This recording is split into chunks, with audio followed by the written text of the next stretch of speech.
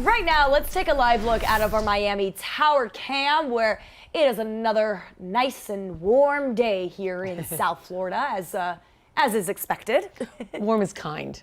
Yeah, you're right. It's humid. It's sticky. Yeah. And in addition to that, it is the official start to hurricane season. It's just a week away, everyone. I know we didn't want to get here, but we're here. And forecasters are predicting yet another busy season. NOAA forecasting 14 to 21 named storms. So we have our certified meteorologist, Luke Doris, here to sort of break down those numbers for us, because that might be as many named storms as we get, but when it comes to severity, how many are they predicting? Well, you know, these are just early season predictions. There's nothing specific in here about any locations or anything like that, but there are hints in the atmosphere that can lend to busier than normal seasons. And the numbers from NOAA, which is the agency that houses the National Weather Service and the National Hurricane Center, they look a lot like last year's predictions, which of course ended up being a busy season.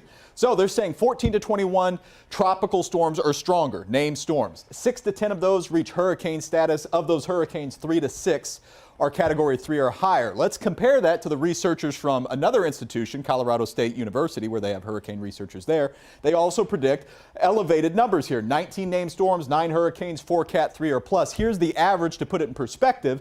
Notice these numbers are higher than the average, what a normal season would be. Now, why is it? How did they reach these numbers? Well, there are 3 things. Number 1 is we're setting up a La Nina pattern, all right? So that means that there's a cold patch of water over the Pacific.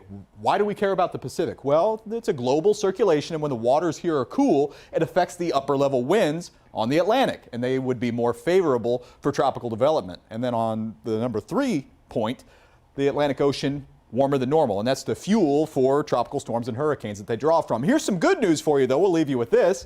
As of the next several days through the weekend, nothing out there brewing, nothing expected to form. Guys? I do not miss those tropical updates, Luke, but here we are. Here we go.